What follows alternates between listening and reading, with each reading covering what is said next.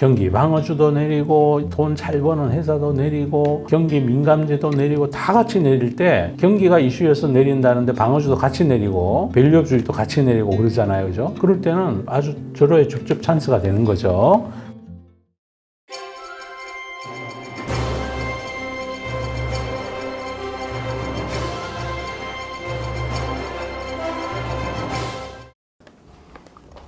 네, 우리 구부 여러분 안녕하십니까?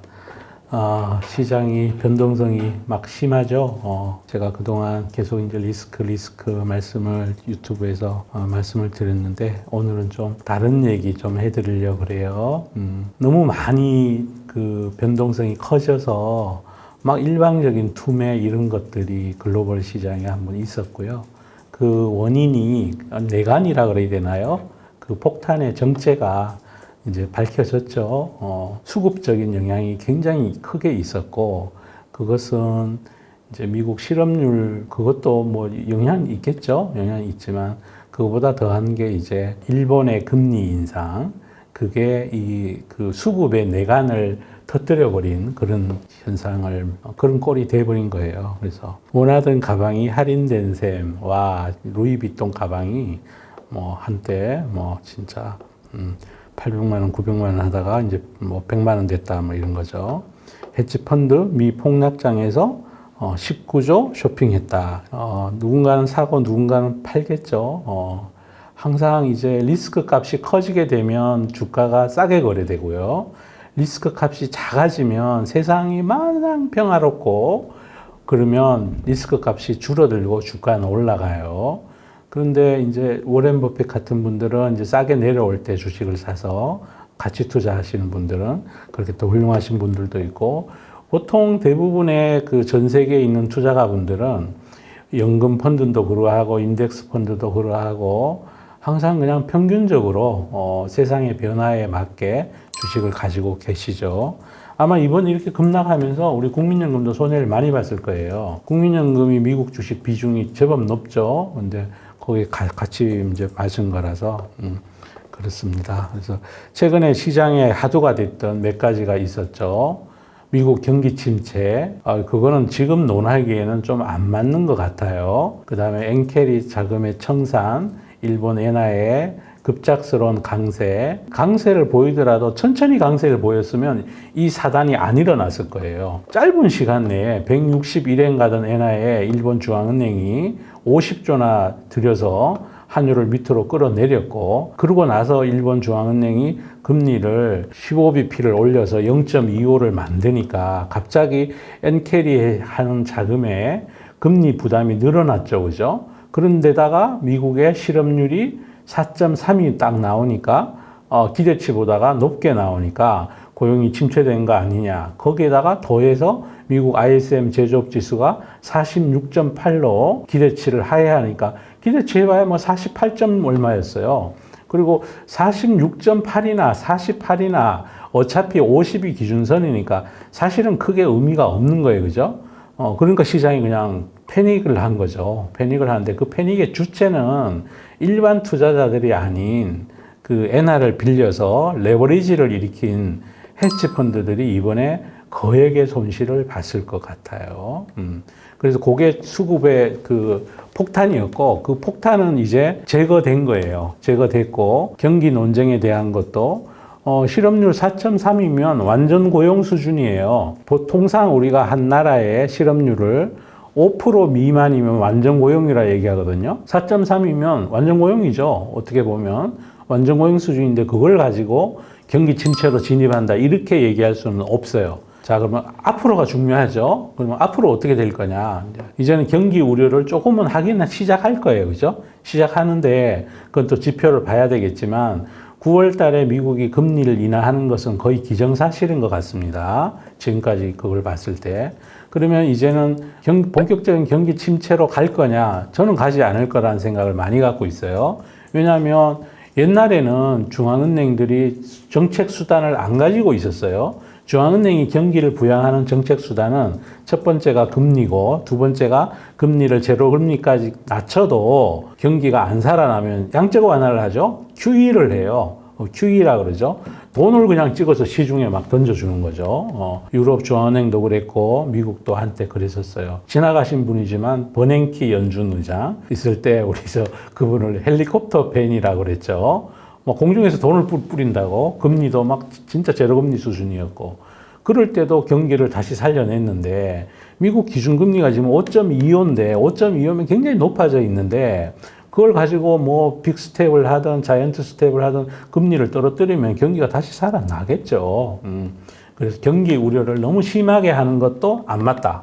다만 경기에 대한 거에 우려를 처음 시작한다는 측면에서 그리고 미국 대선 불확실성도 있고 그래서 단기적으로는 경기 민감제에 대해서는 비중을 너무 높게 가져가는 게 안 맞을 수 있다. 그런 생각을 저는 하고 있는 중이에요.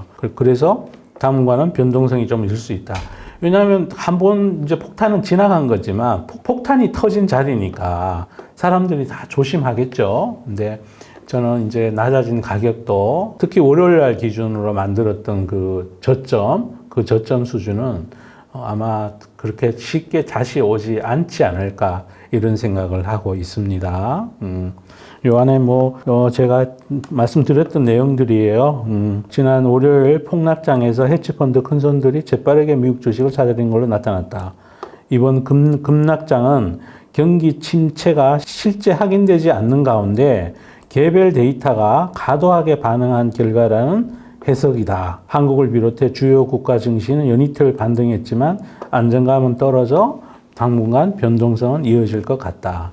저도 똑같은 생각인데 하여튼 가격이 많이 떨어지면 심리적인 공포는 심해지겠지만 떨어진 가격에 대해서는 우리 시장 안 망한다니까요. 우리 살아있는 동안에 주식시장 계속 있을 거고 너무 낙폭이 너무나 이제 우량 주식까지 막 동시에 내리면 경기 방어주도 내리고 돈 잘 버는 회사도 내리고 경기 민감제도 내리고 다 같이 내릴 때 경기가 이슈여서 내린다는데 방어주도 같이 내리고 밸류업 주식도 같이 내리고 그러잖아요. 그죠? 그럴 때는 아주 절호의 줍줍 찬스가 되는 거죠. 그렇게 보시면 될 것 같고요. 이제 골드만삭스 얘는 프라임 브로커리지 하는 하우스이기도 하죠. 헤지펀드 거래를 많이 하죠. 얘들가 집계한 걸 보면 헤지펀드들은 3월 이후에 가장 빠른 속도로 그날 줍줍을 했답니다. 이 얘기는 위에다가 숏을 쳐놓고 이제 한매한 거일 수도 있죠. 이익 실현한 거일 수도 있어요. 롱을 한 게 아니라 지난 수개월 동안 매도 우위를 보이다가 매수로 돌아섰대요. 이제 숏이 마무리됐다는 거죠. JP모간의 다른 분석에 따르면 다른 기관 투자가들도 나스닥 지수가 3% 빠진 5월달 월요일 날이죠. 개별 주식을 19조 정도 싹쓸이했다. 자, 그 다음에 우리 증시의 폭락 원인에 대해서 설명드려요. 최근 글로벌 증시 폭락의 발단은 미국의 실업률 통계 4.3으로 전월 대비 0.2포인트 상승했다. 가 경기 침체론의 실태자. 그 전날 나온 그 ISM 제조업 지수 있어요. 그게 46.8을 갖고요. 그 두 개가 겹치면서 또 일본의 금리 인상도 맞물리면서 여기는 빠져있는데 일본 중앙은행이 매수 개입 한 50조도 있어요. 이거 합쳐지면서 엔화 가치가 치솟아가지고 엔캐리 트레이드 레버리지 일으켰던 펀드들이 그냥 그 로스컷 하한을 쳐버린 거죠. 일시적으로. 그러니까 갑자기 이제 물량이 다 쏟아져 나온 거죠. 하지만 헤지펀드 리서치 기업인 피보 탈페스의 조나단 커플리스는 우리가 만난 대부분의 매니저들은 현재의 문제를 상장 기업의 펀더멘탈이나 더 넓은 미국 경제의 장기적 문제가 아니라 단기적이고 감정에 따른 문제다. 수급이 꼬인 거예요. 급작스러운 엔화 강세, 일본 제론 그거 더하기 거기에 마지막 그 하락의 그 정점을 찍은 게 실업률이었고요. 사실은 46.8의 ISM 제조업 지수나 실업률이나 그거 경기 침체를 의미하는 거 아니고요. 그 대신에 월요일 날 발표된 ISM 서비스업 구매관리자 지수는 51.4가 나왔으니까 제법 잘 나와서 거기서부터 시장이 또 급격히 안정된 거죠. 안정됐다 올랐다 내렸다 지금 급등락을 하고 있어요. 왜냐하면 일시적으로 주식이 좀 풀렸잖아요. 그거에 대해서는 부인할 수 없는 거고요. 침체론이 과도하다.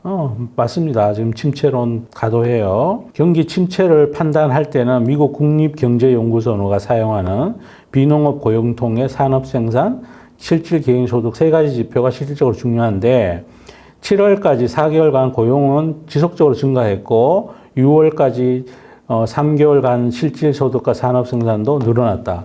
여러분 이럴 때 되면 딱 까맣게 잊어버리고 계시는데요. 이 지난 2분기에 미국의 GDP 그로스가 2.8% 나왔잖아요. 아주 잘 나온 거죠.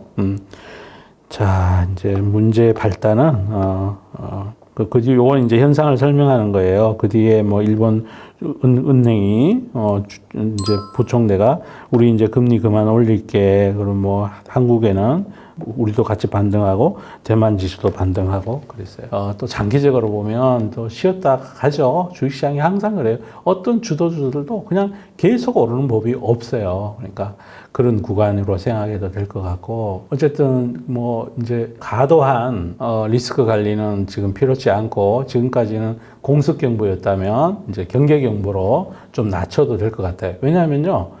이미 폭격이 한번 지나가 버렸어요. 지나가면서 다시 오지는 않을 것 같다라는 게 제 생각이고 어떤 펀더멘탈의 부러짐이나 이런 건 없어요. 다만 이제 사람들 잔상에 남아 있겠죠. 남아 있어서 아, 주식이 이렇게 무서운 거구나. 정말 심장이 오그라드는 그런 경험들을 한 번씩 이제 하게 되는.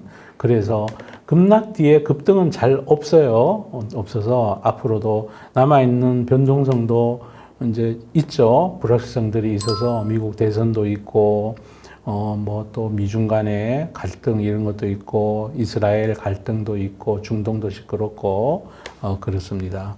또 한 번 이렇게 태풍이 지나가고 나면 다음에는 또 다른 종목이 오르기도 해요. 이럴 구간에서 포트폴리오 좀 재정비하시고 이젠 좀 용기를 가지시면 어떨까 싶어요. 주식은 가격하고 관련이 있어요. 좋고 나쁘고는. 가격이 제법 착해졌어요.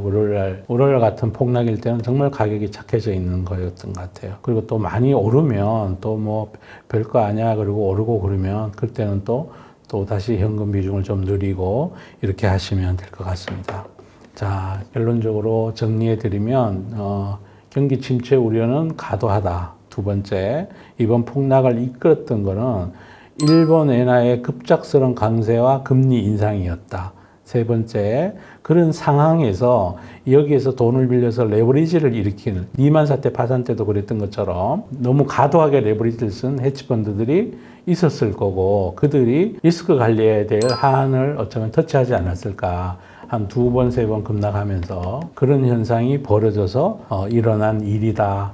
이렇게 보면 되고 그거 중에서 이제 급작스러운 폭격하는 엔캐리 이런 것들은 지나갔고 경기 우려는 앞으로도 남아 있는데 아직까지는 침체가 아니고 미국은 정책 수단을 가지고 있어서 경기 침체로 막 심하게 들어갈 것 같지는 않다는 게 제 생각이고 정책 수단이 아주 많이 가지고 있어요. 가격은 낮아져 있으니까 막 너무 여기서부터는 너무 겁먹을 거 아니지 않겠느냐 이런 말씀을 드립니다. 그래도 항상 우리가 경계해야죠. 우리가 보면 몇 년 주기로 꼭 이런 장이 와요. 그래서 우리가 현금 비중을 항상 가지고 있어야 되는 이유기도 하고 섣불리 예단하시지도 마시고 주식 가지고 고집 부리지 마시고 칼같이 로스컷 할 거 로스컷 해야 돼요. 페이지가 한번 달라지면요. 불이 한번 나고 난 뒤에 산에는 그 전에 자라던 나무가 자라는 게 아니고 다른 나무가 더 잘 자랄 수 있어요. 그러니까 이럴 때 교체 매매할 거 하고 꼭 그걸 하셔야 돼요. 사서 가만히 있는다고 그게 장땡은 아니에요. 그렇게 해서 지속적으로 올라가는 주식은 전 세계에 아마 5%도 안 될 거예요. 꼭 그렇게 우리 그분님들이 대응하셨으면 좋겠습니다. 자, 여기까지 최근 시장 급락에 따른 시향과 그리고 또 원인에 대해서 앞으로의 전망에 대해서 간략하게 제 생각을 말씀드렸습니다. 감사합니다.